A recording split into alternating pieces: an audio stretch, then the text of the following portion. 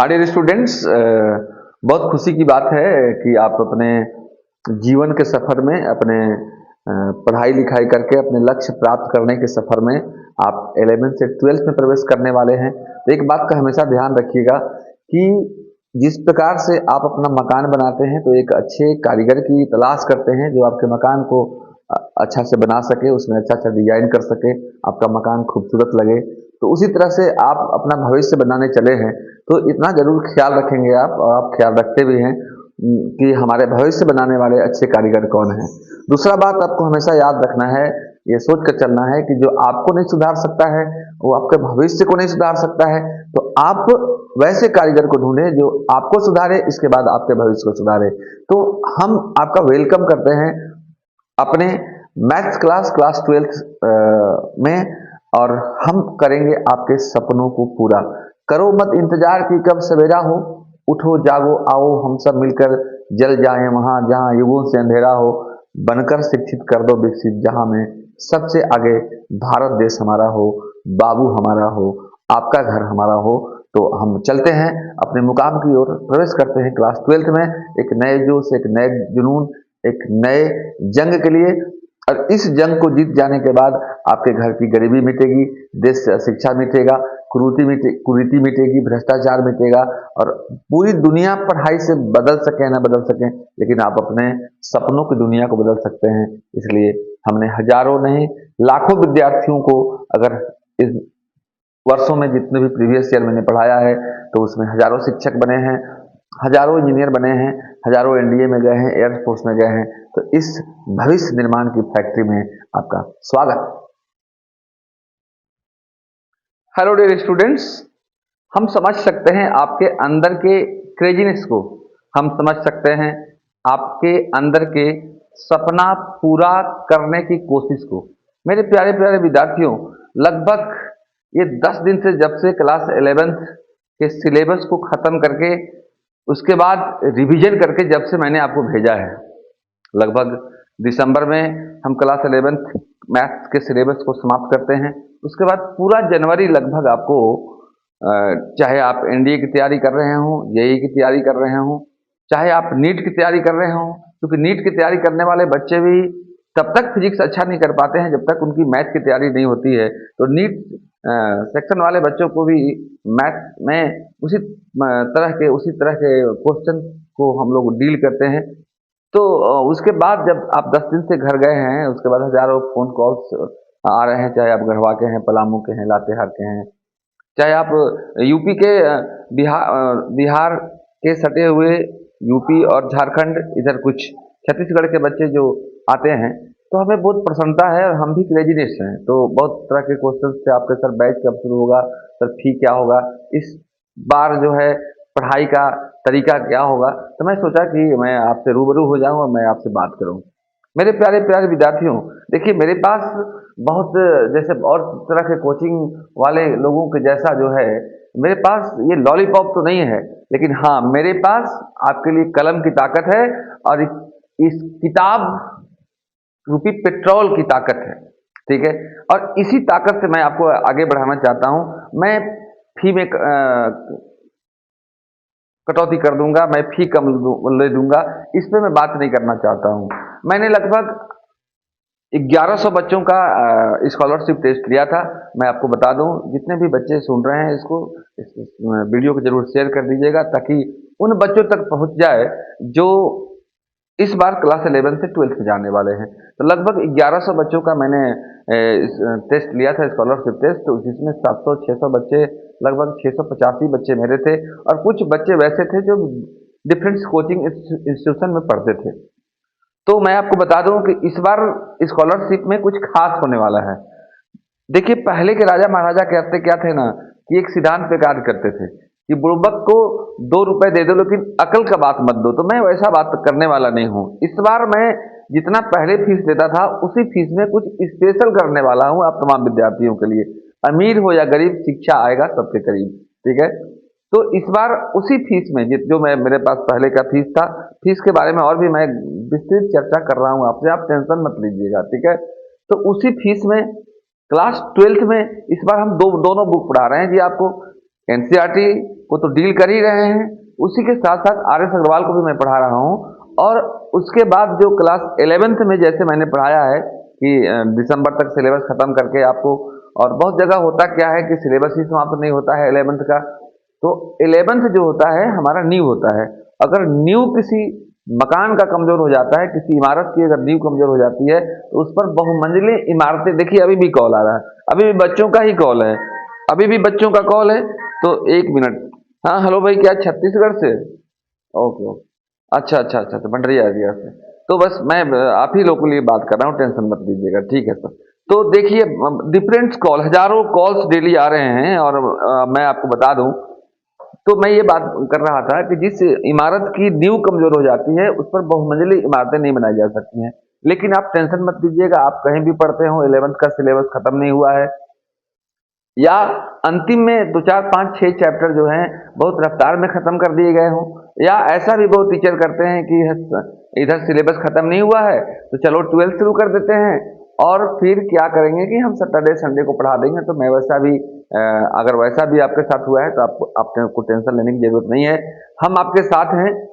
और जब हम और आप दोनों मिल जाएंगे तो मैथ का कैसा भी सवाल हिल जाएंगे। तो मेरे प्यारे विद्यार्थियों, इस बार हम स्कॉलरशिप क्या देने वाले हैं, मैं उस पर चर्चा कर रहा था। तो इस बार मैं स्कॉलरशिप दे रहा हूं कि आपको उसी पैसे में, कम पैसे में, जो फीस रहता था उसके बारे में जब हम और आप मिलेंगे तो बात हो जाएगी, ठीक है। जो आज के मैं 10 साल पहले से फीस लेते आ रहा हूँ, मैं फीस में कोई बढ़ोतरी नहीं कर रहा हूँ, उसी फीस में हम आपको इस बार एनसीईआरटी के साथ साथ आर एस अग्रवाल हर एक चैप्टर को पढ़ाऊंगा। और उसके बाद जो जिस तरह से 11th में मैंने हर एक चैप्टर का आपको नोट्स दिया था, जो डिफरेंट कोचिंग इंस्टीट्यूशन में यहाँ से कोटा जाते हैं, आप दिल्ली जाते हैं, बम्बे जाते हैं, तो वहाँ पर जो हर एक चैप्टर का जो आपको डीपीपी मिलता है, डेली प्रैक्टिस पेपर मिलता है, या सीपीपी मिलता है, या आपको सीवाईपी मिलता है, चेक योर प्रोग्रेस मिलता है, उस तरह के सारे फैसिलिटीज को मैं देने वाला हूँ। तो हम उम्मीद करते हैं कि आप जितना जल्दी हो सके, सीट तो बहुत कम रहता है क्योंकि हमारे संस्थान में, एक बात और मैं बता दूं, हमारे संस्थान में सभी सब्जेक्ट के लिए यही कार्यक्रम होने वाला है। समय पर सिलेबस समाप्त होने के बाद आपको हर एक चैप्टर का एनडीए जेई, आप जैसे जानते हैं, मैं कोई नया नहीं हूँ, ये मैं सेकेंड जनरेशन को पढ़ा रहा हूँ। और प्रतिवर्ष लगभग जब से मैं पढ़ा रहा हूँ, मैं आपको बता दूं, मेरे पास लिस्ट है कि लगभग आपको मैं बता दूं, 1993 में मैंने, जब से मैं शुरू किया 1992-93 से, तो 1993 में पहला साल ही मैं, उस समय बिहार झारखंड एक यही हुआ करता था, उसमें मैंने बीआईटी में लगभग 67 बच्चों को यहाँ से बीआईटी क्रैक करवाया। इसके बाद आपको एनडीए लगभग 55 बच्चों को क्रैक करवाया। उसके बाद जब जैसे जैसे आगे बढ़ते गए, 93, 94, 95, जैसे जैसे आगे बढ़ते गए, लगभग लगभग हर एक ईयर में बच्चे क्रैक किए। इस बार से अगर 2-3 साल की बात किया जाए,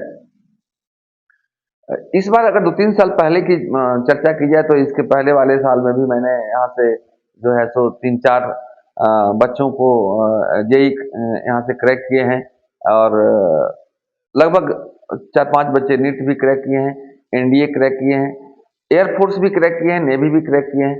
तो आपको टेंशन लेने की जरूरत नहीं है, आप आराम से आइए।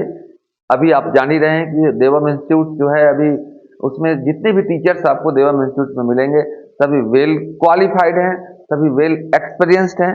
और एक बात हमेशा ध्यान रखना, 3 चीजें तो भैया एक्सपीरियंस से ही काम का होना चाहिए। डॉक्टर जितना एक्सपीरियंस्ड होगा उतना ही अच्छा, ड्राइवर भी जितना एक्सपीरियंस होगा उतना ही अच्छा है। तो नया ड्राइवर पर बैठ जाओ, पता चलेगा कि वो गाड़ी का एक्सीडेंट करा दिया, या आराम से चलेगा, इसके बाद में अंतिम इतना रफ्तार बढ़ा देगा कि पता चलेगा कि से सभी यात्री सही समय पर नहीं पहुंच पाए। तो मेरे प्यारे प्यारे विद्यार्थियों, आपको टेंशन लेने की एकदम जरूरत नहीं है। ये कब से होगा, अभी ये आपके मन में चर्चा होगी, तो अभी आप हम समझ सकते हैं, सरस्वती पूजा का टाइम है आज, बहुत जगह तो सरस्वती पूजा जी, सरस्वती जी की मूर्ति का विसर्जन आज भी हो रहा है। तो इतना जल्दी आप नहीं आ सकते हैं तो टेंशन नहीं लीजिएगा, लेकिन 10 तारीख तक आप जरूर इस शहर में आ जाएं, और आप अपना पढ़ाई स्टार्ट करें। शुरुआत से बैच अगर आप पकड़ते हैं तो आपको ये फायदा होता है कि सभी चीज़ें आपकी अच्छी से होती रहती हैं। एक बात और भी ध्यान रखिएगा, जिस प्रकार से मकान बनाने के लिए आप एक अच्छे कारीगर को ढूंढते हैं, बाल बनवाने के लिए एक अच्छे ठाकुर जी को ढूंढते हैं कि बाल जो महीना में बढ़ जाता है वो भी अच्छा से काटे। तो भविष्य बनाने के लिए आप हमेशा कोशिश कीजिएगा कि वैसा कारीगर को ढूंढे भविष्य बनाने वाले, जो आपको मुकाम तक पहुंचाए। अब आपके पहले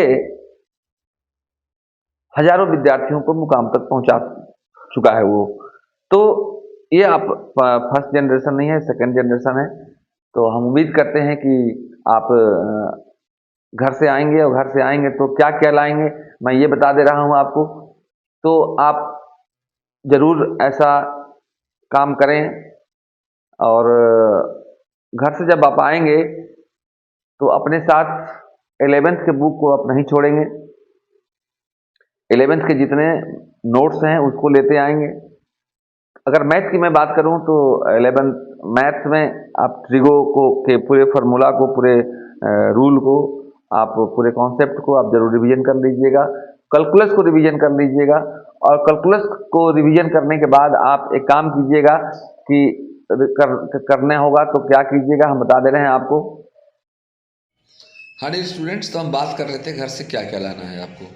तो आप अपने 11th क्लास जितने भी बुक्स हैं, चाहे वो मैथ्स हो, फिजिक्स हो, केमिस्ट्री हो, बायो पढ़ते हो बायो हो, इस सब को ले लेना है। अगर इंग्लिश पढ़ते हैं, इंग्लिश का ग्रामर हो उसको भी ले लेना है, क्योंकि ये सभी टॉपिक 11th के सभी फार्मूले के, 11th के सभी कॉन्सेप्ट की ज़रूरत आपको क्लास 12th में पड़ती है। ठीक है, क्योंकि आपके सपने हैं एनडीए पूरा करने के, एयरफोर्स में जाने के, जेई क्रैक करने के। तो 11th और 12th दोनों के सिलेबस हैं, सारे कंपटीटिव एग्जाम में पूछता है। और क्लास 12th में यदि आप टॉप करना चाहते हैं, आपके पास पूरा समय है, अभी आप कुछ भी कर सकते हैं। आप पूरे स्टेट टॉपर बन सकते हैं। अगर उससे कम पढ़ेंगे तो आप डिस्ट्रिक्ट टॉपर बन सकते हैं। तो कम से कम कोशिश तो ये करना है कि गांव का टॉपर बने, अपने प्रखंड का टॉपर बने। इतना तो ज़रूर कोशिश करना है आपको। और कोशिश करने वालों को कभी हार नहीं होती। जैसा आप जानते ही हैं कि जब तक सफल ना हो जाओ, नींद चैन को त्यागो तुम, संघर्ष का मैदान छोड़कर मत भागो तुम, बिना कोशिश किए ही, बिना कुछ किए ही जय जयकार नहीं होती।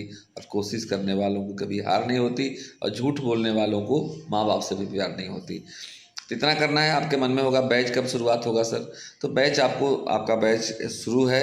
आप आकर के अपना नाम इनरोल करा सकते हैं। आप 5-6 दिन का डेमो क्लास कर सकते हैं। 10 तारीख से 11 तारीख से आपके बैच, सभी बैचेज में पढ़ाई शुरू हो जाएगी। आप अपना नया कॉपी ले लें, एनसीईआरटी का नया बुक ले लें, आर.एस. अग्रवाल का भी नया बुक ले लें, क्योंकि इस वर्ष हम एनसीईआरटी, आर.एस. अग्रवाल दोनों बुक से पढ़ाने वाले हैं।